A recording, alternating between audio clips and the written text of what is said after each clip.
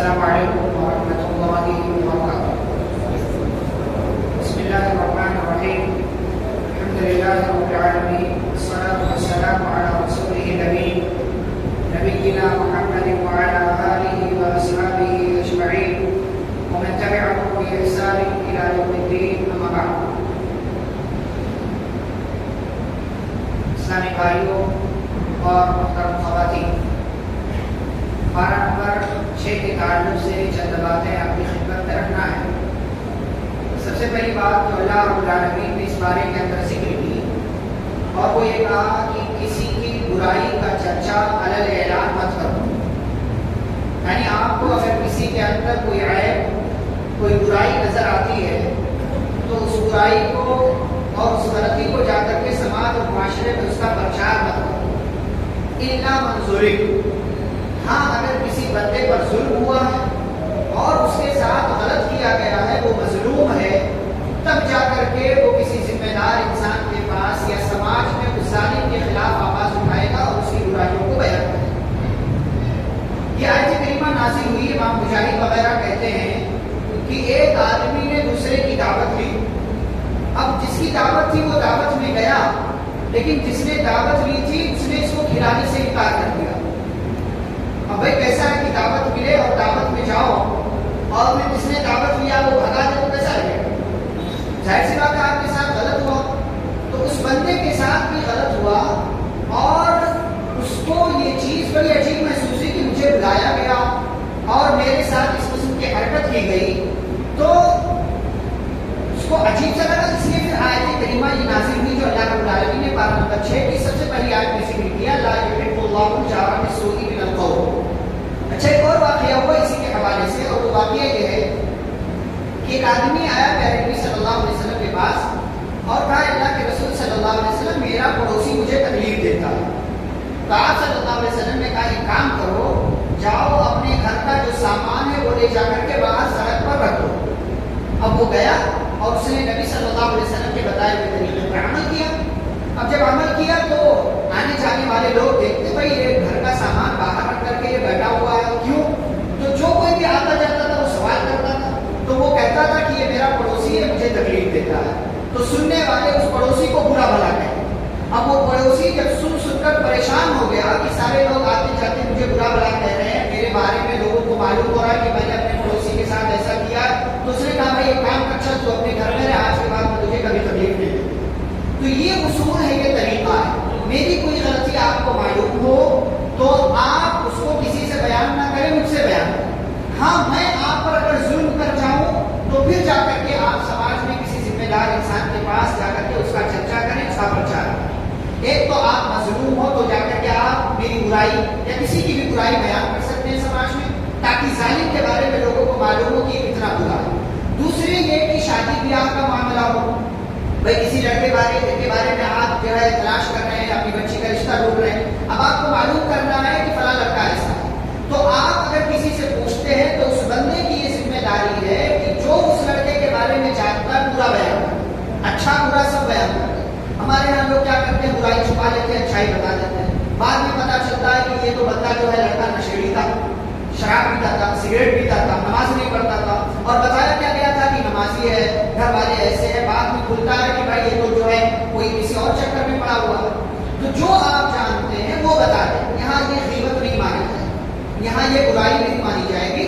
جیسا کہ پیارے نبی صلی اللہ علیہ وسلم کے پاس فاطمہ بنت قیس رضی اللہ عنہا آئی اور کہنے لگی، اللہ کے نبی صلی اللہ علیہ وسلم میرے پاس 2 لوگوں کا رشتہ آیا ہوا، 2 لوگوں کا رشتہ آیا ہوا، آپ کیا کہتے ہیں؟ تو آپ صلی اللہ علیہ وسلم ان دونوں صحابہ کے بارے میں جو جانتے تھے وہ بیان کرتے ہیں۔ کہا کہ دیکھو ایک بندہ تو غریب ہے اور دوسرا بہت مارتا ہے عورتوں کو، جو جانتے تھے وہ آپ نے بیان کر دیا۔ تو یہ ایک مسئلہ کہ شادی بیاہ کا مسئلہ ہو تو آپ کسی کی برائی، لڑکی کی یا لڑکے کی برائی بیان کر سکتے ہیں۔ ایسی ہی دین کی کوئی بات ہو کہ کس سے دین لینا ہے، کس سے دین نہیں لینا ہے، تو یہاں برائی شمار نہیں ہوگی۔ آج کل ہم جب سوشل میڈیا پہ کسی کے بارے میں بتاتے ہیں کہ بھائی یہ بندہ جو ہے نا کچھ بھی بولتا ہے، اس کو قرآن حدیث کا علم نہیں ہے، بس فیمس ہونے کے لیے، مشہور ہونے کے لیے یہ سوشل میڈیا پر آ گیا، ویڈیوز بناتا ہے، دین کی باتیں بتاتا ہے، لیکن اس کے پاس نالج نہیں ہے، تو دوسرے لوگ کہتے ہیں تم ان سے چلتے ہو، تم جو ہے یہ غیبت کر۔ اسے غیبت نہیں کہتے بھائی، اسے خیر خواہی کہتے ہیں، ورنہ محدثین نے فلاں فلاں فلاں کے بارے میں بتایا یہ کھڑے ہو کر کھانا کھاتا تھا، یہ ایسا کرتا تھا، یہ ویسا کرتا تھا، تو اس کو غیبت نہیں کرتے، کیونکہ آپ کی نیت نیک ہے، لوگوں کو برائی سے بچانے کے لیے کسی کی برائی کا آپ پرچار کر رہے ہیں، تو یہ شریعت کا قانون ہے اور یہ شریعت کی تعلیم ہے۔ آگے بڑھے تو اللہ رب العالمین نے یہودیوں کی تقریباً 12-13 جو ہے گناہ، جرائم، غلطیاں، کرائم اللہ تبارک و تعالیٰ نے ان کے ذکر کی ہے۔ جرم نمبر 1 کہ انہوں نے اللہ رب العالمین کو اپنی نظروں کے سامنے دیکھنے کی فرمائش کی، جبکہ یہ خلاف ہے، فقالوا ارنا اللہ جہرا۔ نمبر 2 جرم نمبر 2 بچڑے کو معبود بنا لیا، بچڑے کو معبود بنا لیا۔ جرم نمبر 3 ان لوگوں نے یہ کیا کہ اللہ رب العالمین نے جو ان سے عہد و پیمان لیا تھا اس کو توڑ دیا۔ جرم نمبر 4 ہفتے کے دن شکار کرنے سے منع کیا گیا تھا لیکن شکار کیا۔ جرم نمبر 5 اللہ کی آیتوں کا انکار کیا۔ جرم نمبر 6 انبیاء کا قتل کیا۔ جرم نمبر 7 عیسیٰ علیہ السلام کو ولد الزنا قرار دیا، کہا یہ حرام کا بچہ ہے، نعوذ باللہ۔ جرم نمبر 8 مریم علیہ السلام کو زانیہ قرار دیا، نعوذ باللہ۔ جرم نمبر 9 لوگوں پر ظلم کیا، لوگوں پر ظلم کیا۔ جرم نمبر 10 سود کھایا، اور اسی طریقے سے آگے اللہ نے ذکر کیا وَأَخْذِهِ الرِّبَا وَقَدْ نُهُوا عَنْهُ وَأَكْلِهِمْ أَمْوَالَ النَّاسِ بِالْبَاطِلِ۔ جرم نمبر 11 لوگوں کا مال ناجائز طریقے سے کھاتے تھے۔ جرم نمبر 12 اللہ کی باتوں کو اپنی من مرضی کے مطابق اپنے ہاتھوں سے تبدیل اور چینج کر دیا کرتے تھے۔ یہ سارے جرائم اللہ رب العالمین نے اگلی چند آیتوں میں یہودیوں کے ذکر کیا اور بطور خاص ذکر کی۔ پھر انبیاء اور رسول کا اللہ نے تذکرہ کیا اور یہاں ایک بہت اہم بات بیان کی۔ اللہ تعالیٰ نے کیا کہا وَرُسُلًا قَدْ قَصَصْنَاهُمْ عَلَيْكَ مِن قَبْلُ وَرُسُلًا لَمْ نَقْصُصْهُمْ عَلَيْكَ۔ قرآن میں کتنے انبیاء اور رسولوں کا تذکرہ ہے؟ 25 نبیوں کا نام لے کر کے اللہ نے ذکر کیا، اور انبیاء کتنے آئے؟ 1 لاکھ سے اوپر۔ تو اللہ تعالیٰ نے صرف 25 لوگوں کا نام کیوں لیا؟ کیا کہا اللہ تعالیٰ نے؟ بہت سے کچھ پیغمبر ایسے ہیں جن کے بارے میں ہم نے آپ کو بتا دیا، اور کچھ پیغمبر بلکہ بہت سے پیغمبر ایسے ہیں جن کے بارے میں ہم نے آپ کو بتایا ہی نہیں۔ ہمارے یہاں کیا چلتا ہے، کیا بتانا چاہ رہا ہوں، کام پر دھیان دو، نام پر دھیان نہ دو۔ کام ہونا چاہیے، آپ کا نام ہوتا ہے، نہیں ہوتا ہے، نہیں ہوتا ہے، پرواہ نہیں۔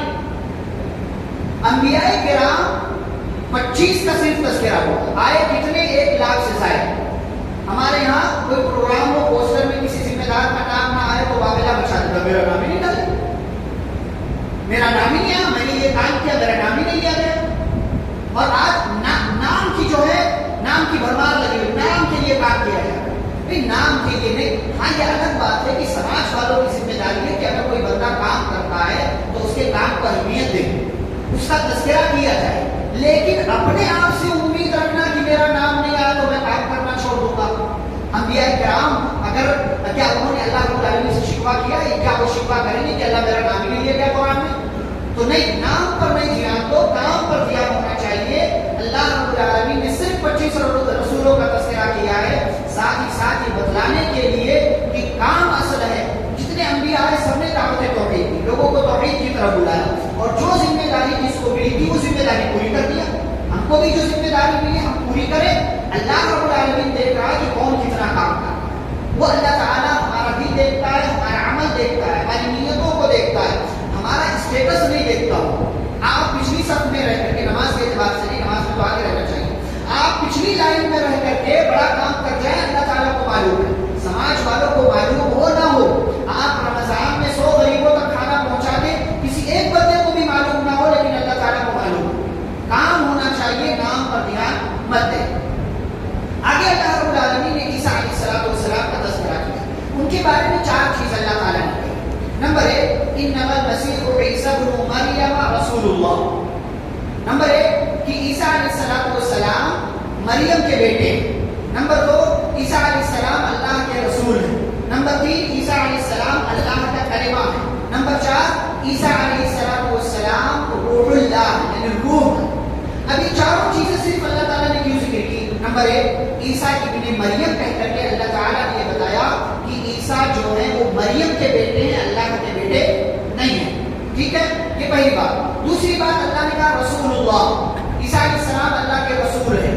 یہودی عیسیٰ عیسیٰ علیہ السلام کو اللہ کا رسول نہیں مانتے تھے، تو اللہ تعالیٰ نے ان کا اعتراض ختم کیا اور کہا عیسیٰ علیہ السلام اللہ کے رسول ہے۔ نمبر 3، عیسیٰ علیہ السلام اللہ کا کلمہ ہے۔ اللہ کا کلمہ مطلب سارے انسان کیسے پیدا ہوتے ہیں؟ اللہ کہتا خود، اللہ کہتا ہو جا تو چیزیں ہو جاتی ہیں، اللہ کا حکم آتا ہو جاتا۔ عیسیٰ علیہ السلام بھی ایسے ہی پیدا ہوئے، لیکن ان کے ساتھ خصوصیت یہ ہے کہ اللہ رب العالمین نے بن باپ کے ان کو پیدا کیا۔ یہ اللہ کی طرف سے خصوصی آرڈر آیا، ورنہ ہم انسان مرد اور عورت کے ملاپ سے پیدا ہوتے ہیں، جبکہ عیسیٰ علیہ السلام خصوصی طور سے اللہ کے کلمے اور اللہ کے فیصلے کے بعد جو خصوصی طور سے پیدا ہوئے۔ نمبر 4، عیسیٰ علیہ السلام روح اللہ، کس حساب سے روح اللہ ہے؟ کیونکہ جبریل امین علیہ السلام نے اللہ کے حکم سے مریم کے بطن میں پھونک مارا اور اس کی وجہ سے وہ حاملہ ہوئی، اور پھر ان کے بعد ان کے ہاں حضرت عیسیٰ علیہ السلام پیدا ہوئے۔ تو یہ 4 چیزیں اللہ رب العالمین نے ذکر کی ہیں۔ یہاں پر سورۃ النساء مکمل ہوتی ہے، پھر سورۃ المائدہ کا آغاز ہوتا ہے۔ مائدہ کا مطلب دسترخوان، جس پر آپ کھانا رکھ کر کے کھاتے ہیں۔ کیوں دسترخوان کے نام سے سورہ ہے؟ کیونکہ آگے چل کر کے جو پارہ نمبر 7 میں آئے گا، اللہ نے دسترخوان کا تذکرہ کیا ہے، جس کی فرمائش عیسائیوں نے عیسیٰ علیہ السلام سے کی تھی، اس کا تذکرہ ہم پارہ نمبر 7 میں کریں گے۔ اس سورہ کا آغاز ہوتا ہے یا ایھا الذین آمنوا اوفوا بالعقود، عہد و پیمان جو آپ کرتے ہیں اس کو پورا کیا۔ جو عہد و پیمان کسی سے ایگریمنٹ کرنا، چاہے اللہ سے کیا ہو، بندوں سے کیا ہو، اس کو پورا کریں، اس لیے کہ وعدہ خلافی کرنا یہ منافق کی علامت ہے، منافق کی نشانی ہے۔ پھر اللہ نے سماج و معاشرے میں زندگی گزارنے کا اصول بیان کیا، فرمایا سماج میں رہو، سوسائٹی میں رہو، علاقے میں رہو، لیکن یہ اصول یاد رکھو، وَتَعَاوَنُوا عَلَى الْبِرِّ وَالتَّقْوَىٰ وَلَا تَعَاوَنُوا عَلَى الْإِثْمِ وَالْعُدْوَانِ، نیکی اور تقویٰ کے کام پر ایک دوسرے کی مدد کرو، گناہ اور عدوان زیادتی کے کام پر مدد مت کرو۔ اب یہاں بر کیا ہے، تقویٰ کیا ہے، اسم کیا ہے، عدوان کیا ہے، یہ چاروں چیز سمجھتے ہیں۔ بر کہتے ہیں نیکی، اور نیکی کون سی ہوتی ہے؟ جس میں ہم اللہ کی اطاعت کرتے ہیں، اس کو کیا کہا جاتا ہے؟ نیکی۔ تقویٰ کا اصل مطلب ہوتا ہے بچنا، یعنی ہر قسم کے گناہ سے اپنے آپ کو بچاؤ۔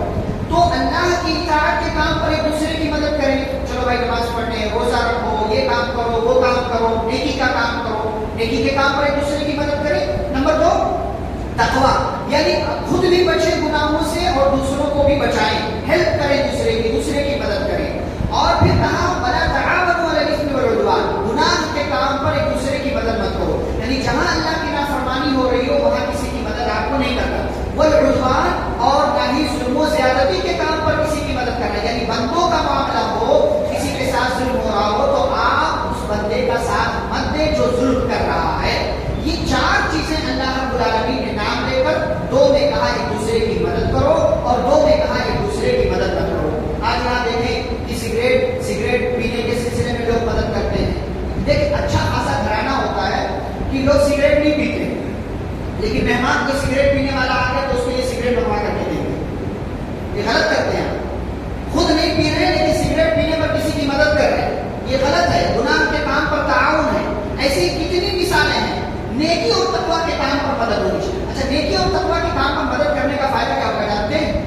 آپ کو تو ثواب ملا ہی، آپ نے کسی کی مدد کر دی، بتا دیا، بعد میں جب وہ عمل کرے گا تب تک آپ کو ثواب ملے گا۔ اور گناہ اور زیادتی کے کام پر مدد کرنے کا نقصان کیا ہوگا کہ آپ نے ایک تو اس کی ہیلپ کی، دوسرے اگلی بار جب وہ یہ کام کرے گا تب تک جا کر کے کیا ہے آپ کو گناہ ملتا ہے۔ ہمارے یہاں کیا ہوتا ہے، بعض دفعہ نوجوان کیا ہوتے ہیں، کوئی سیریل دیکھا، ڈرامہ دیکھا، اچھا لگا، اپنے ساتھی کو بولا تو بھی دیکھ۔ خواتین بھی ایسے چلتا ہے، یہ سیریل بڑا اچھا ہے تم بھی دیکھو۔ بھائی کیوں گناہ جمع کرو؟ گناہ آپ کی ذات تک ہو تو آپ کا اور آپ کے رب کا مسئلہ، میں یہ نہیں کہہ رہا کہ گناہ کرو، لیکن گناہ آپ کی ذات آپ کی حد تک ہے تو ٹھیک ہے، آپ کا رب جانتا ہے، اس کا پرچار مت کرے۔ ہمارے یہاں لوگ پرچار بھی کرتے ہیں، میں نے سیریل دیکھا بڑا اچھا ہے، تم نے دیکھا نہیں دیکھا تو دیکھ، بڑا اچھا ہے، یہ فلم دیکھ، یہ مووی دیکھ، یہ ڈرامہ دیکھ، یہ ویب سیریز دیکھ، کاروبار چل رہا ہے۔ ہمارے نوجوان جو کالج اور یونیورسٹی میں پڑھنے والے بھی اس طریقے کام کر رہے ہیں، کش لیتے ہیں لوگ، کش، یہ سگریٹ پی کچھ نہیں ہوتا، چلتا ہے کچھ نہیں ہوتا، کسی کو معلوم نہیں پڑے گا، تیرے ابا کو بھی معلوم نہیں پڑے گا، تیرے اماں کو بھی معلوم نہیں پڑے گا۔ نیکی کے کام پر مدد کرے، فائدہ یہ ہوگا بعد میں بھی ثواب ملتا رہے گا جب بد کام کرے گا۔ گناہ کے کام پر مدد کریں گے تو آج بھی گناہ ملے گا، بعد میں وہ بندہ جب وہ غلط کام کرے گا تب تک آپ کو گناہ ملتا رہے گا۔ پھر اللہ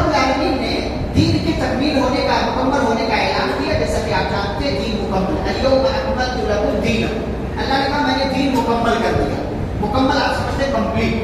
اس کے بعد اللہ تعالیٰ نے ایک لفظ استعمال کیا جاتا ہے وَأَتْمَمْتُ، اور میں نے پوری کر دیا اب تمہارے اوپر اپنی نعمت. اللہ تعالیٰ نے دو لفظ استعمال، اکمال اور اتمام. اکملتو اتممتو، دونوں میں کیا فرق ہے؟ دونوں میں کیا فرق ہے؟ اکملتو کا مطلب ہوتا ہے کمپلیٹ، اور اتممتو کا مطلب ہوتا ہے کہ اس میں کوئی نقص نہیں ہے. یعنی ایک تو کہ بھائی جیسے گلاس بھرا ہوا ہے، گلاس بھرا ہوا ہے تو کیا بنے گا؟ گلاس مکمل بھرا ہوا فل، ٹھیک ہے. لیکن اگر وہ گلاس کسی غلط چیز سے بھرا ہوا ہو تو گلاس کسی غلط چیز سے بھرا ہوا ہو تو آپ اس کو استعمال کریں گے. دین مکمل ہے، ساتھ ہی ساتھ اچھی باتوں سے مکمل ہے، اور ایسی اچھی باتیں ہیں کہ اس میں کسی بھی قسم کا کوئی نقص اور کوئی عیب نہیں ہے. تو یہ فرق ہے کہ دین مکمل ہے اور دین یہ نعمت ہے، اور اس نعمت میں کوئی نقص، کوئی عیب اور کوئی خامی نہیں ہے. تو اسی لیے اللہ نے دو الگ الگ الفاظ استعمال کیے. ساتھ ہی ساتھ کیا کہا؟ وَرَضِيتُ لَكُمُ الْإِسْلَامَ دِينًا، اس اسلام کو دین کی حیثیت سے میں نے تمہارے لیے پسند کر لیا ہے. پتہ کیا چلا؟ اللہ کی پسند ہماری پسند ہونی چاہیے. اسلام اللہ تعالیٰ کو محبوب ہے تو ہر بندے کو اسلام ہی پسند ہونا چاہیے. اچھا ایک بات یہاں بتاؤں، بہت سارے لوگ جو ہے ٹی وی چینل پہ بیٹھنے والے کہتے ہیں اسلام 1400 سال پرانا دھرم ہے اور ہمارا جو ہے ہندوؤں کا دھرم یا فلانے دھرم بہت پرانا، 5000 10,000 15,000 سال پرانا ہے. کیا واقعی ایسا؟ لیکن بھائی نبی صلی اللہ علیہ وسلم تو 1400 سال پہلے ہی کیا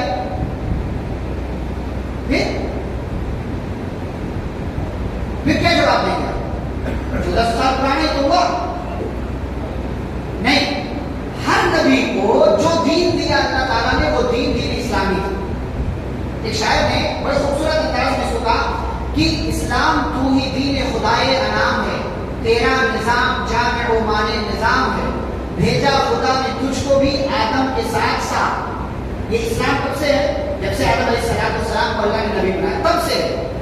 تکمیل تام تیری ہوئی مصطفیٰ کے ساتھ.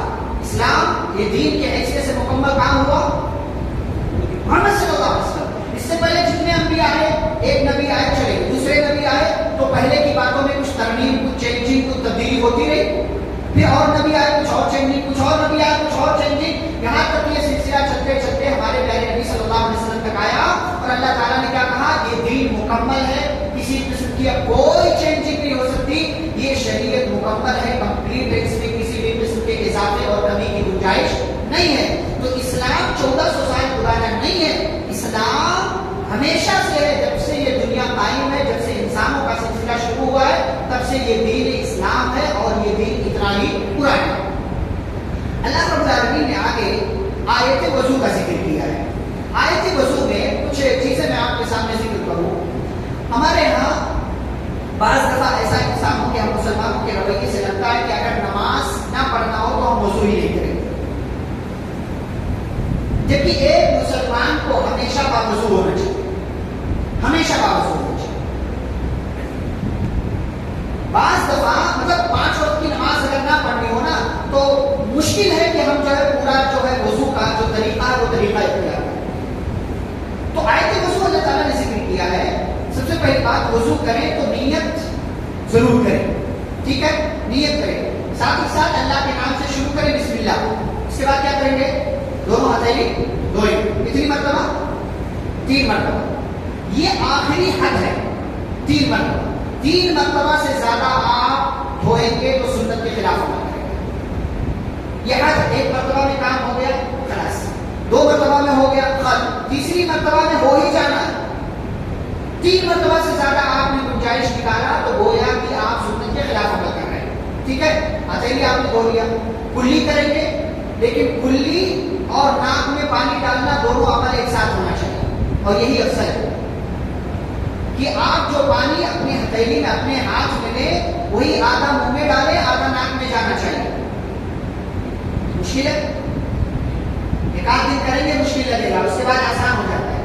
آپ اس طریقے سے ہتھیلی میں پانی لیں، آدھا منہ میں ڈالیں اور آدھا اس کے بعد آپ ناک کے اندر ڈالیں. پھر جھاڑنے کا کام بھی ساتھ میں کر لیں، آسان. یہی طریقہ زیادہ افضل ہے. 3 مرتبہ، یہاں بھی 3 مرتبہ سے زیادہ نہیں ہونا چاہیے. اس کے بعد آپ چہرہ دھوئیں گے، پورا یہ پورا حصہ دھونا ہے. ہاتھ دھوئیں گے کوہنی تک, یہ ہاتھ دھوئیں گے کوہنی تک, پھر سر کا مسح کریں گے اسی ایک پانی سے, سر بھی اسی ایک پانی سے, کان بھی, ٹھیک. اور سر کا مسح ایک بار, 2 بار نہیں, 3 بار نہیں. گردن کا مسح کرنا بدعت ہے, گردن کا مسح آپ نہیں کریں گے.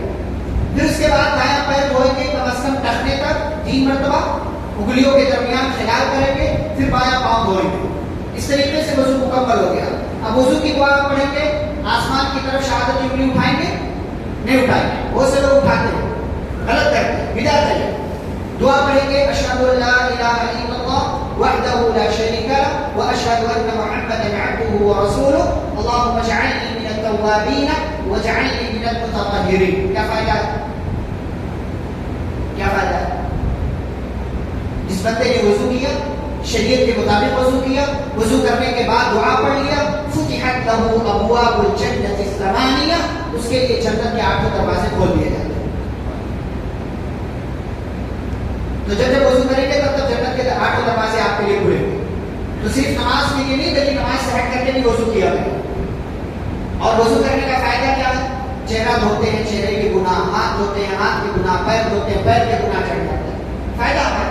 اور ساتھ ہی ساتھ چہرہ بھی خوبصورت ہوتا ہے, جو ڈسٹ وغیرہ لگا وہ بھی چلا جاتا ہے, آپ کا ہاتھ پاک صاف ہو جاتا ہے, آپ کلین ہو جاتے ہیں, آپ خوبصورت لگتے ہیں. لیکن آپ اگر 24 گھنٹے میں 5 مرتبہ, بہت سے لوگ 5 مرتبہ بھی نہیں دھوتے, نماز کی ضرورت ہی نہیں ان کو, ایسا لگتا ہے کہ کسی اور مرحلے سے گزر رہے ہیں, وضو ہی نہیں کرتے, تو یہ غلط بات. وضو کریں, وضو کا اہتمام کریں. صرف نمازوں کے لیے وضو نہیں ہونا چاہیے بلکہ ایک مومن کو ہمیشہ باوضو رہنا چاہیے. پھر آگے اللہ رب العالمین نے ایک اہم بات بیان کی, فرمایا کہ اگر انصاف کا مسئلہ تمہارے یہاں آئے, یعنی اگر تمہیں کسی چیز میں انصاف کرنے کی ضرورت پڑے, چاہے آپ ایک ٹیچر ہو, چاہے آپ ایک باپ ہو, چاہے آپ ایک ماں ہو, چاہے آپ علاقے کے ذمہ دار ہو, چاہے آپ اسکول میں پرنسپل ہو, چاہے آپ کسی اور حیثیت سے ذمہ دار ہو, اگر 2 لوگوں کے درمیان آپ کو مسئلہ سلجھانے کا موقع مل گیا, ان 2 لوگوں میں سے ایک بندہ ایسا ہے جس سے آپ کے خاندان کی یا آپ کی بنتی نہیں ہے, تو کیا کریں گے آپ؟ بنا سچ اور غلط دیکھے اس کے خلاف فیصلہ کر دیں گے؟ نہیں.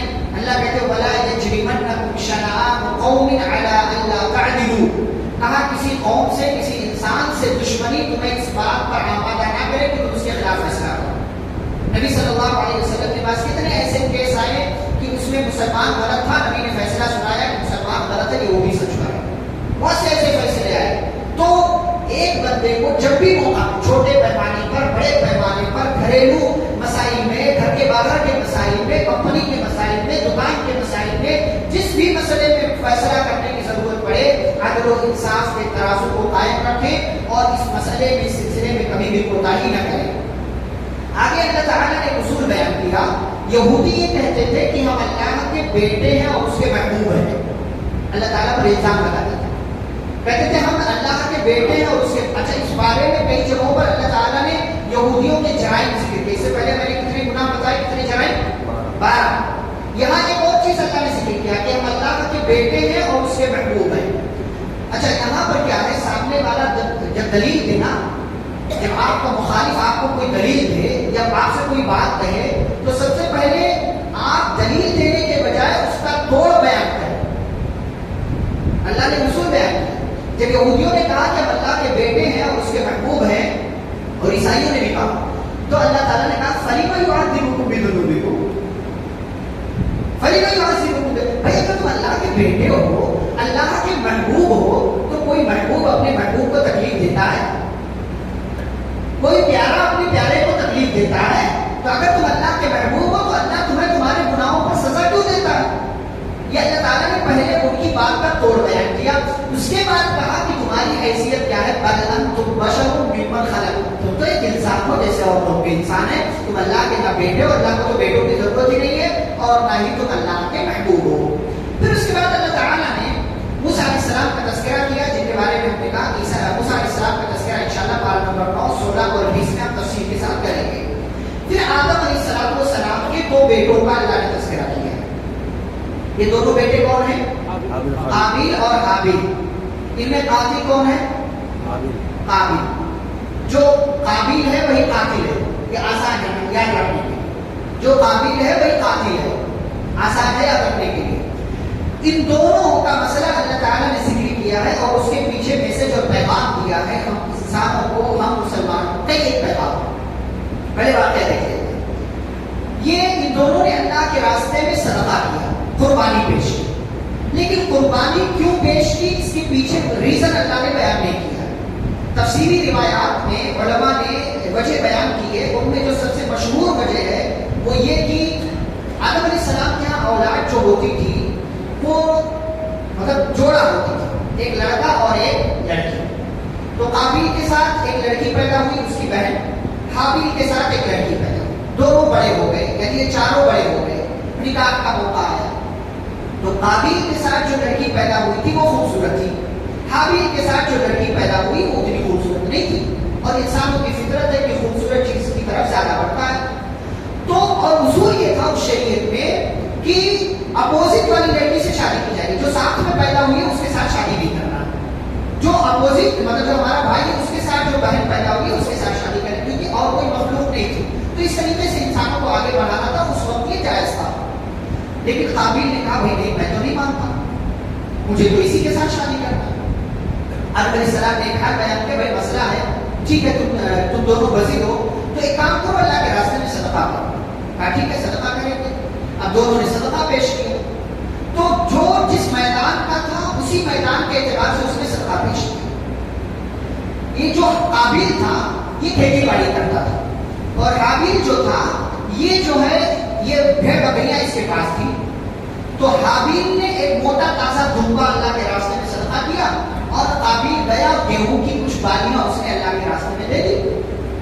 گیہوں کی بالیاں کتنے دانے ہوں گے, 100 200 300 دانے رہیں گے, کتنا دانا رہتا. تو اللہ اس وقت قانون یہ تھا کہ اللہ کی طرف سے صدقہ کی قبولیت کی نشانی ہوتی تھی کہ آسمان سے آگ آتی تھی اور جس کو قبول کرنا ہوتا تھا اس کو جلا دیتی تھی. اب وہ آگ آئی اور اس نے اس دبے کو, اس بچڑے کو جلا دیا. اس طریقے سے حابیل کی قربانی اللہ تعالیٰ کے یہاں قبول ہو گئی. اب جب قابیل نے دیکھا تمہارے قصد کے میں تجھے قتل کر دوں گا, تو ایک بندہ جو شریف ہوتا ہے, سنجیدہ ہوتا ہے, بڑی محبت سے جواب دیتا ہے, خاص طور سے جب اپنا رشتہ دار ہو. تجھے جو کرنا ہے کر بھائی, انما یتقبل اللہ من المتقین. ایک اصول یاد رکھ کہ اللہ تعالیٰ تقوی والوں کے عمل کو قبول کرتا ہے, اہل غیرے کے عمل کو اللہ قبول نہیں کرتا. تم ردی مال سے پہلے بیان کرتے ہو, ردی مال اللہ کے راستے میں خرچ کرو اور سوچو جنت ملے گی, تو آپ کی سوچ بیکار ہے. آپ کی سوچ بیکار ہے. اچھا والا مال آپ کو اللہ کے راستے میں خرچہ کرنا پڑے گا. تو پھر حابیل نے کہا نہیں بسط تیرے یہ ہے کہ تم نے لما کا لباس سے یہ کہا کہ تو مجھے مارنا چاہے گا نا, سن تو میرا بھائی ہے, میں تیری طرف ہاتھ بھی نہیں اٹھاؤں گا مارنے کی. میں ہاتھ بھی نہیں اٹھاؤں گا کہ میں تجھے ماروں. میں لباس سے یہ کر لیا اتنی خاص اللہ رب العالمین. قتل بہت بڑا جرم ہے, تو مجھے مارے گا نا, میں تجھے ماروں گا کہ نہیں, ہاتھ بھی نہیں اٹھاؤں گا, کیونکہ مجھے میرے رب کا ڈر ہے جو پوری کائنات کا رب ہے, اس کے علم میں یہ ساری باتیں ہیں. اور سن انی اريد ان تبوء باثمی واثمک فتکون من اصحاب النار. اگر تو نے میرا دشمن بننے کا فیصلہ کر لیا کہ تو نے باپ کی بات کو نہیں مانا, تو نے اللہ کی طرف سے یہ صدقے والا جو عمل کیا گیا اللہ کی بات کو بھی نہیں مانا, تو مجھے قتل کرنا چاہتا ہے کر, لیکن میں چاہتا ہوں کہ تو میرا بھی گناہ اپنے سر لے لے اور اپنا گناہ کو لے, اور اس کے بعد تو اور تیرا انجام. فطوعت له نفسه قتل اخيه. حسد انسان کو کہاں سے کہاں پہنچا دیتا ہے کہ اپنے ہی بھائی کا, اپنے ہی باپ کا, اپنے ہی رشتے دار کا انسان قتل کر دیتا ہے. جب حسد پر آتا ہے, جب دشمنی پر آتا ہے. اور مسائل کیا ہے, کوئی مال کے لیے جھگڑا کر رہا ہے, کوئی پراپرٹی کے لیے جھگڑا کر رہا ہے, کوئی فلیٹ کے لیے جھگڑا کر رہا ہے, کوئی اسٹیٹس کے لیے جھگڑا کر رہا ہے, کوئی اس لیے کہ فلانے سے ابا محبت کرتے ہیں اس لیے جھگڑے ہو رہے, لڑائیاں ہو رہی ہیں, قتل ہو رہا. ایسے ایسا کا معاملہ شروع زمانے سے لے کر کے چل رہا. قابیل نے حابیل کو قتل کر دیا, لیکن قتل جب کیا تو اب سوچا کہ لاش کو چھپاؤں گا, اپنے جرم پر پردہ کیسے ڈالوں. اور ہوتا یہی ہے, گناہ کے بعد غلطی کا احساس ہوتا ہے. گناہ کی یہ انسان کی فطرت ہے. انسان چھوٹا گناہ کرے, بڑا گناہ, اس کا ضمیر اگر زندہ ہے فوراً ملامت کرے گا کہ اللہ کے بندے تجھے غلط کیا, تجھے نہیں کرنا چاہیے, تجھے نہیں کرنا چاہیے. اب جب اس نے قتل کر دیا تو اب سوچنے لگا دفن کیسے کروں, کیونکہ اس سے پہلے کوئی مارا نہیں تھا, کسی کو دفن نہیں کیا گیا تھا. یہ پہلی موت اور یہ پہلا قتل تھا.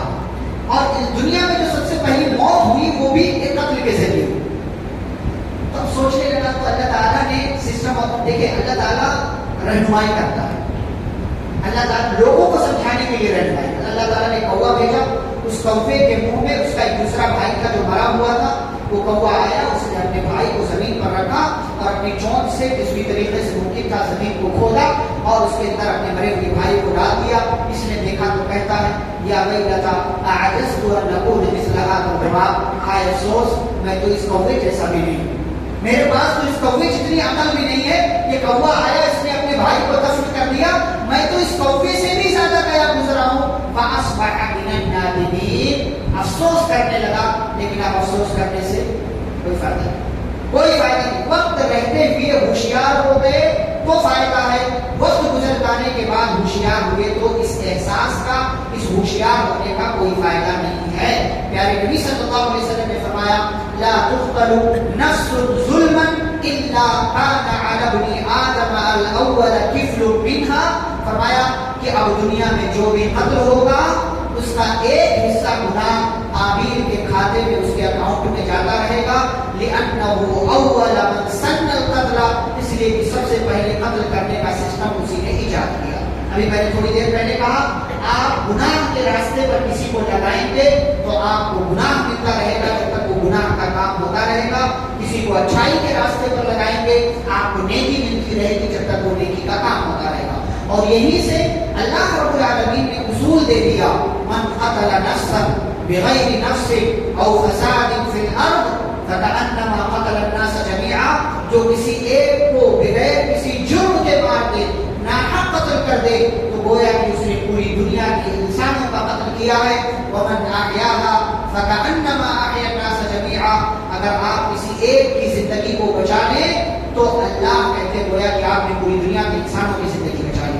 اور صرف انسان کی زندگی نہیں, ایک کتے کی زندگی بھی آپ بچا لیں تو اس کی وجہ سے اللہ تعالیٰ آپ کو جنت میں داخل کر سکتے ہیں. مشہور آپ یہ جانتے ہیں.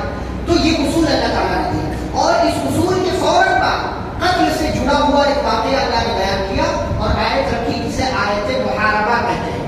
نبی صلی اللہ علیہ وسلم کے پاس قبیلے عقل اور عوینہ کے کچھ لوگ آئے اور وہ مدینہ میں رہنے لگے, لیکن مدینہ کی آب و ہوا ان کو راس نہیں آئی. تو نبی صلی اللہ علیہ وسلم نے ان کو مدینہ سے تھوڑی دوری پر اونٹوں کا باڑا تھا, وہاں اونٹوں کے یہاں بھیج دیا کہ جاؤ اونٹوں کا دودھ وغیرہ پیو اور وہاں کی آب و ہوا اچھی ہے, تندرست ہو جاؤ گے. گئے, کھایا پیا مست میں, اور پھر اس کے بعد تندرست ہو گئے, بیماری دور ہو گئی. تو جو چرواہا تھا اس چرواہے کو قتل کر دیا اور لوہا گرم کر کے اس کی آنکھوں میں سلائی پھیر دی, اور اس کے بعد جو اونٹ تھے سب کے سب بھگا کر کے لے کر چلے گئے. نبی صلی اللہ علیہ وسلم کو معلوم ہوا تو آپ نے صحابہ کو دوڑایا, صحابہ گئے اور ان مجرموں کو پکڑ کر لایا گیا, اور نبی صلی اللہ علیہ وسلم نے ان کے ساتھ سیم وہی سلوک کیا جو ان لوگوں نے چرواہے کے ساتھ کیا تھا اور ان کو قتل کر دیا گیا. اسی کو آیت محاربہ میں اللہ نے ذکر کیا ہے انما جزاء الذین یحاربون اللہ, جو اللہ اور اس کے رسول سے دشمنی کرتے ہیں, وَيَسْعَوْنَ فِي الْأَرْضِ فَسَادًا, زمین میں فساد پھیلانا چاہتے ہیں, تو کیا ہے ایسے لوگوں کا جرم, ایسے لوگوں کی سزا کیا ہے؟ ان یقتلوا, یا تو انہیں قتل کیا جائے گا, او یصلبوا, یا تو انہیں سولی دے دی جائے گی, او تقطع ایدیہم وارجلہم من خلاف, یا ان کا دایاں پاؤں, دایاں ہاتھ بایاں پاؤں, یا بایاں ہاتھ اور دایاں پاؤں کاٹ دیا جائے گا مخالف سمت میں, اپوزٹ ڈائریکشن سے, اور ينفوا من الارض, یا ان کو ہمیشہ ہمیشہ لیے اس علاقے سے بھگا دیا جائے گا. ذلك لهم خزي في الدنيا, یہ ان کی دنیا کی سزا ہے, دنیا کی رسوائی ہے. وَلَهُمْ فِي الْآخِرَةِ عَذَابٌ عَظِيمٌ, اور زمین میں فساد پھیلانے والوں کے لیے آخرت میں بہت بڑا عذاب ہے. تو کبھی بھی ہماری ذات سے سماج میں کوئی فساد, کوئی بگاڑ پیدا نہیں ہونا چاہیے, اس لیے کہ فساد پھیلانا یہ کسی کو قتل کرنے سے زیادہ بڑا جرم ہے. قتل کرنے میں آپ صرف ایک آدمی کا قتل کرتے ہیں, لیکن فساد پھیلانے میں آپ پورے سماج کو پریشان کرتے ہیں, اور اللہ کی نظر میں یہ بڑا جرم ہے. پھر آگے اللہ رب العالمین نے وسیلے کا تذکرہ کیا, کہا ایمان والو وسیلہ تلاش کرو اور اللہ کے راستے میں کوشش کرتے رہو تاکہ تم کامیاب ہو جاؤ. وسیلہ کس کو کہتے ہیں؟ اللہ کے قریب پہنچنے کے لیے کسی نیک عمل کا, کسی نیک چیز کا واسطہ اور وسیلہ لینا, یا اس کو ذریعہ بنانا, اس کو سورس بنانا. مثال کے طور پر آپ نماز کو پڑھتے ہیں, اللہ کے قریب ہو جائے, دعا کیوں مانگتے ہیں, اللہ کے قریب ہو جائے, تو نیک اعمال کا واسطہ لے کر کے اللہ تعالیٰ سے قریب ہونا. اب وسیلہ تین طریقے سے جائز ہے, باقی سارے وسیلے حرام.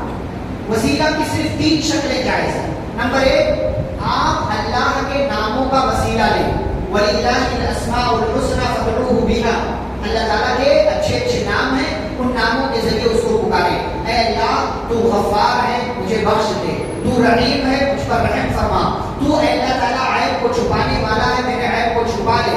تو جو ہے فرق، جو بھی اللہ تعالیٰ کا نام ہے وہ نام لے، اس کا حوالہ دے کر کے اللہ تعالیٰ سے مانگے. یہ پہلی بات، یہ پہلا وسیلہ جو جائز ہے. دوسرا وسیلہ جو جائز ہے، اپنے نیک عمل کا واسطہ دے اللہ تعالیٰ کے سامنے. اے اللہ میں نے رمضان میں صرف تیرے لیے روزہ رکھا تھا. اے اللہ اگر تو جانتا ہے، بے شک جانتا ہے، تو میرے اس نیک عمل کے بدلے مجھے فلاں مصیبت سے نجات دے دے. نیک عمل کا واسطہ ہے، اپنے نیک عمل کا. تیسری جو جائز شکل ہے، کسی زندہ نیک انسان کی دعا کا وسیلہ. کسی زندہ نیک انسان کی دعا کا وسیلہ. ہمارے یہاں آج کل ایک ٹرینڈ چل رہا ہے، کسی کو بھی مل جاتا ہے نا، دعا میں آ کر صحیح ہے. یہ دعا کی توہین کر رہے ہیں آپ. تو کوئی بندہ جو نماز ہی نہیں پڑھتا، دین کے قریب بھی دعا میں آ کر وہ اپنے لیے دعا کرتا ہے کہ نہیں کرتا ہے، آپ کے لیے دعا کرے گا. دعا کی توہین کر رہے ہیں. کسی کو بھی دعا میں آ کر اپنے ٹرینڈ چل رہا ہے. کرتے کتنے لوگ ہیں اپنے اپنے آپ سے پوچھو. 10 لوگوں نے آپ کو دعا کے لیے کہا تھا، 10 لوگوں کے لیے کیا آپ نے؟ اپنے لیے تو جلدی ہاتھ ہی نہیں اٹھاتے ہیں. اپنے لیے جلدی ہم ہاتھ ہی نہیں اٹھاتے. تو یہ ٹرینڈ سے چل رہا ہے کہ دعا میں آ جاتا. دعا کا اصل معاملہ کیا ہے؟ بھائی ٹھیک ہے، کسی کی بھی دعا اللہ قبول کرتا ہے. شیطان کی بھی دعا اللہ نے قبول کی، ابلیس کی بھی دعا اللہ نے قبول کی. بڑے سے بڑے گناہ گاروں کی دعا اللہ قبول کرتا ہے. لیکن آپ ہر کسی سے کہتے پھریں تو یہ اچھی بات نہیں ہے نا. دعا میں کیا ہے؟ کسی زندہ نیک انسان کی دعا کا وسیلہ لیں. آپ زندہ بھی ہو اور نیک بھی ہو. اگر وہ مر گیا جتنا ہی نیک کیوں نہ ہو، نہیں لے سکتے آپ، نہیں لے سکتے آپ. اور ہر ایرا میرا زندہ تو ہے، لیکن ہر ایرا سے جا کر کے آپ دعا کے لیے کہیں تو یہ دعا کے آداب کے خلاف ہے. پیارے نبی صلی اللہ علیہ وسلم جب تک زندہ رہے، صحابہ نبی سے دعا کرواتے رہے. لیکن جب نبی صلی اللہ علیہ وسلم کا انتقال ہو گیا، عمر فاروق رضی اللہ عنہ کا دور آیا. مشہور واقعہ ہے، قحط سالی ہو گئی، سوکھا پڑ گیا، بارش نہیں ہو رہی تھی. تو عمر رضی اللہ تعالیٰ عنہ وہی مدینے میں ہے، دارالخلافت مدینے میں ہے، صحابہ مدینے میں ہے، نبی صلی اللہ علیہ وسلم کی قبر وہیں پر ہے، آپ کا حجرہ وہیں پر ہے، ابو بکر صدیق رضی اللہ عنہ بھی وہیں پر ہے. دونوں سب سے بڑھ کر کے ہیں. نبی سے زیادہ نیک کوئی نہیں، اور انبیاء کے بعد ابو بکر سے زیادہ نیک کوئی نہیں. دونوں ایک سے بڑھ کر کے ایک وہی موجود ہیں. لیکن عمر رضی اللہ تعالیٰ وہاں جانے کے بجائے نبی صلی اللہ علیہ وسلم کے چچا عباس کو بلاتے ہیں. کہتے ہیں، عباس رضی اللہ تعالیٰ کو بلا کر کے کہتے ہیں، اللہم انا نتوسل الیک بنبینا فتسقینا. اے اللہ، ہم جب تیرے نبی زندہ تھے تو ہم اپنے نبی کے ذریعے وسیلہ مانگتے تھے، نبی دعا کرتے تھے، اللہ تو ہمیں بارش دیتا تھا. آج تیرے نبی دنیا میں نہیں ہے، عباس کو ہم نے بلایا ہے، عباس رضی اللہ تعالیٰ عنہ کی دعا قبول کر کے اے اللہ تو ہم پر بارش نازل فرما. راوی کہتے ہیں فیسقون، ان کے اوپر بارش نازل کی جاتی تھی. کسی زندہ نیک انسان کی دعا کا وسیلہ. کوئی انسان دنیا میں آیا، کتنا ہی بڑا ولی اللہ کیوں نہ ہو، اس سے محبت اپنی جگہ، اس سے پیار اپنی جگہ، اس کا مقام اپنی جگہ، اور اس کا اللہ کی نظر میں اونچا مقام اپنی جگہ.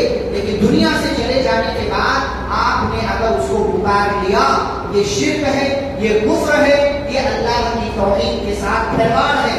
کسی زندہ نیک انسان کی دعا کا وسیلہ آپ لیں گے، کسی جو ہے انتقال کر جانے والے ولی، نبی یا کسی اور جو ہے اچھے اور نیک انسان کی نہ ذات کا وسیلہ لے سکتے ہیں، اور نہ ہی اس کی بات کا یا بولے گا ہی نہیں تو اس کی بات یا دعا کا آپ کیا وسیلہ لیں. تو یہ 3 وسیلے جائز ہیں. اس کے علاوہ نبی کی ذات کا وسیلہ لینا یا جو ہے اور کسی چیز کا وسیلہ لینا، یہ سب حرام، یہ سب حرام. اور ہمارے یہاں ہمارے بھائیوں کے یہاں واقعہ مشہور ہے کہ نبی کی ذات کا وسیلہ تو آدم علیہ السلام نے لیا، ان سے غلطی ہوئی تو انہوں نے عرش پر دیکھا لا الہ الا اللہ محمد رسول اللہ، تو انہوں نے محمد صلی اللہ علیہ وسلم کے وسیلے سے اللہ تعالیٰ سے دعا کیا. یہ حدیث من گھڑت موضوع ہے، فیبریکیٹڈ ہے، یہ حدیث ہے ہی نہیں. یہ حدیث ہے ہی نہیں کہ آدم علیہ السلام نے ایسا دیکھا، یہ ضعیف، اور اسی پر کسی شاعر نے شعر بھی بنا دیا، آسرا میرے دل کا لا الہ الا اللہ، عرش پر لکھا دیکھا لا الہ الا اللہ۔ یہ موضوع حدیث ہے۔ آدم علیہ السلام نے نبی صلی اللہ علیہ وسلم کا وسیلہ نہیں لیا، بلکہ اللہ نے ان کو دعا کے الفاظ سکھائے۔ فتلقى آدم من ربه كلمات فتاب عليه، کہ اللہ نے ان کو دعا کے الفاظ سکھائے۔ آدم علیہ السلام نے وہ دعا کیا، ربنا ظلمنا انفسنا وان لم تغفر لنا وترحمنا لنكونن من الخاسرین۔ تو اللہ کہتے ہیں جب انہوں نے ہم سے دعا کیا فتاب علیہ، تو ان کے رب نے ان کی دعا کو، ان کی توبہ کو قبول کر لیا۔ تو وسیلہ کی یہ تین شکلیں جائز ہیں، اللہ کے ناموں کا وسیلہ، اپنے نیک عمل کا وسیلہ، کسی زندہ نیک انسان کی دعا کا وسیلہ۔ اس کے علاوہ وسیلہ کی تمام شکلیں ناجائز ہیں، حرام ہیں۔ کوئی نبی کا وسیلہ لے، ولی کا وسیلہ لے، کسی اور کا وسیلہ لے، یہ سارے کے سارے وسیلے ناجائز اور حرام ہیں۔ پھر اس کے بعد اللہ تعالیٰ نے یہودیوں کا ابھی کئی آیتوں میں ذکر کیا ہے، اور وہی ساری باتیں اللہ تعالیٰ نے دوہرا کر بار بار امت محمدیہ کو تنبیہ کیا ہے کہ تم یہودیوں کے راستے پر مت جاؤ، ان مجرموں کے راستے پر مت جاؤ، ان کو اپنا دوست مت بناؤ۔ انہوں نے اللہ تعالیٰ کے حکم کی خلاف ورزی کی، اور نتیجہ یہاں تک ہوا، اللہ تعالیٰ نے کہا کہ اللہ نے ان کے ساتھ احسان کیا، تو ان بدماشوں کو اللہ کا شکر ادا کرنے کے بجائے انہوں نے اپنی زبان سے یہ کہنا شروع کیا، ید اللہ مغلولہ، اللہ کا ہاتھ بندھا ہوا ہے، یعنی اللہ بخیل ہے، نعوذ باللہ۔ لوگوں نے کہا اللہ بخیل ہے، تو اللہ تعالیٰ فرماتے غلت ایدیہم، یہی جو ہے بخیل ہے، ان کے ہاتھ بندھے ہوئے، بل یداہ مبسوطتان، اللہ کے دونوں ہاتھ کھلے ہوئے ہیں۔ اس سے کیا پتا چلا؟ اللہ تعالیٰ کے دو ہاتھ ہیں، اور بعض روایتوں کے مطابق یہ بات معلوم ہوتی ہے کہ اللہ کا جو دونوں ہاتھ ہے، دونوں کے دونوں ہاتھ وہ دایاں ہاتھ، وہ رائٹ ہے، دونوں کا دونوں ہاتھ جو اللہ تعالیٰ کے۔ اب وہ کیسے ہے؟ اللہ والے، ہمارا جتنی بات ہے حدیث میں اتنے پر ہمارا ایمان۔ اللہ کے دو ہاتھ ہیں، کیسے ہے نہیں معلوم، دونوں ہاتھ رائٹ ہے، کیسے دونوں ہاتھ رائٹ ہے اللہ والے، ہم کو نہیں معلوم، جتنا بتایا گیا اس پر ہمارا ایمان ہے۔ ينفق كيف يشاء، اللہ تعالیٰ کے دونوں ہاتھ کھلے ہوئے ہیں، جیسے چاہتا ہے اللہ رب العالمین خرچ کرتا ہے، اسے نہ کوئی مجبور کر سکتا ہے کہ فلانے کو دو، فلانے کو مت دو، مجھ کو اتنا دو، فلانے کو اتنا دو، اللہ تعالیٰ کو کوئی مجبور نہیں کر سکتا۔ پھر پیارے نبی صلی اللہ علیہ وسلم کو مخاطب کر کے اللہ نے فرمایا، یا ایھا الرسول بلغ ما انزل الیک من ربک، اے رسول صلی اللہ علیہ وسلم، جو آپ کے رب کی طرف سے آپ کی جانب نازل کیا گیا اسی کی تبلیغ کیجیے۔ تبلیغ کس کی؟ فضائل اعمال کی، بہشتی زیور کی نہیں، قرآن اور حدیث کی باتوں کی تبلیغ کر۔ ما انزل الیک من ربک، اللہ کا جو آپ کے رب کی طرف سے آپ کی جانب نازل کیا گیا اسی کی تبلیغ کرنا۔ وَإِن لَّمْ تَفْعَلْ، اگر آپ نے ایسا نہیں کیا، اپنی مرضی سے امام صاحب، اس کے صاحب، فلانے صاحب، ان کی بات کا پرچار کیا، فما بلغت رسالتہ، یہ تبلیغ نہیں ہے، یہ تبلیغ کا مذاق، یہ تبلیغ کا مذاق۔ نبی صلی اللہ علیہ وسلم کی ویسے ہی ذمہ داری تھی جب رسول بنا دیا گیا کہ لوگوں کو دین کی طرف بلائے، لیکن اس پر مزید تاکید کے ساتھ اللہ نے باقاعدہ حکم دیا، بلغ، آپ کے اوپر تبلیغ فرض ہے۔ کس کی؟ جو آپ کی رب کی جانب سے آپ کی طرف نازل کیا گیا۔ اگر آپ نے قرآن اور حدیث کے بجائے کسی اور چیز کی تبلیغ کی، یا جو تبلیغ کا حق ہے اس کا حق ادا نہیں کیا، تو گویا کہ آپ نے اپنے رسول ہونے کا حق ادا نہیں کیا۔ ایسے ہی موجودہ زمانے میں آپ سمجھ لیں، کوئی بھی عالم، کوئی بھی امام، اسے تبلیغ کرنا ہے کس کی؟ قرآن کی اور حدیث کی۔ اگر اس نے تبلیغ نہیں کیا قرآن و حدیث کی، تو گویا کہ اس نے اپنے عالم ہونے کا حق ادا نہیں کیا، اور ایسا بندہ عالم کہلانے کا مستحق نہیں ہے۔ اور آگے اللہ نے کیا کہا؟ وَاللَّهُ يَعْصِمُكَ مِنَ النَّاسِ، اے نبی صلی اللہ علیہ وسلم، اگر آپ کو لوگوں کا خوف ہے کہ میں قرآن حدیث کی تبلیغ کروں گا، لوگ مجھے ماریں گے، پتھر برسائیں گے، لوگ مجھ پر الزام لگائیں گے، مجھ پر طرح طرح کی باتیں کہیں گے، طرح طرح کے جملے کسیں گے، تو پریشان نہ ہو، اللہ آپ کی خاص حفاظت کرے گا۔ اور اللہ نے خاص حفاظت کی، مکہ کے اندر بھی، مدینہ کے اندر بھی۔ مشرکین نے چاہ کر کے بھی نبی کو وہ قتل نہیں کر سکے، مدینہ میں آئے، مارنا چاہا، حملہ کرنا چاہا، یہودیوں نے بھی، مشرکین نے بھی، لیکن اللہ حفاظت کرتا رہا، اور تمام دشمن مل کر کے بھی پیارے نبی صلی اللہ علیہ وسلم کا کچھ نہیں بگاڑ سکے۔ ایسے ہی آپ کو جو ذمہ داری ملی، ہم کو جو ذمہ ذمہ داری ملی اپنے اپنے دائرے اپنی اپنی لمٹس اپنے اپنے حدود میں رہ کر کے ہمیں اللہ کے دین کی تبلیغ کرنا قرآن و حدیث کی باتوں کو پھیلانا ہے کیونکہ اسی کی تبلیغ کرنا ہمارے لیے ضروری ہے. پھر آگے اللہ تبارک و تعالیٰ نے عیسیٰ علیہ السلام کا تذکرہ کیا ہے, ان کے بارے میں بتایا کہ کس طریقے سے ان کے ماننے والوں نے ان کو معبود بنا لیا, بلکہ ان کی ماں کو بھی معبود بنا لیا اور کہنے لگے کہ گاڈ تین ہے, ایک اللہ ایک عیسیٰ کی ماں. جبکہ یہ خود جو ہے اپنے آپ میں کبھی عیسیٰ کو اللہ کہتے ہیں کبھی عیسیٰ کو اللہ کا بیٹا کہتے ہیں, خود کنفیوز ہے. بھائی اگر عیسیٰ اللہ ہے تو پھر عیسیٰ جو ہے اللہ کے بیٹے کیسے ہوئے؟ ایک آدمی دو کیسے ہو سکتا ہے؟ ایک ذات دو کیسے ہو سکتی ہے؟ بھائی وہی اللہ کا بیٹا. اور پھر جو ہے عیسیٰ علیہ السلام کو کس نے پیدا کیا؟ جواب دیں گے مریم نے. پھر عیسیٰ علیہ السلام کون؟ اللہ. بھائی مریم نے پیدا کیا تو مریم کا زیادہ مقام ہونا چاہیے. پھر مریم کو بھی تم خود گاڈ کہتے ہو, ان کو بھی معبود کہتے ہو. تو یہ خود, اسی لیے میں نے کہا پہلے بھی میں نے کہا, جو باطل پر ہوتا ہے جس کے پاس ایمان نہیں, وہ آج کچھ کہتا ہے کل کچھ کہتا ہے پرسوں کچھ کہتا ہے. اس کے پاس ایمان یقین کی دولت نہیں ہوتی تو کبھی ادھر بھاگتا ہے کبھی ادھر بھاگتا ہے کبھی ادھر بھاگتا ہے. اسے خود پتا نہیں ہوتا کہ میں کیا کر رہا ہوں, اسے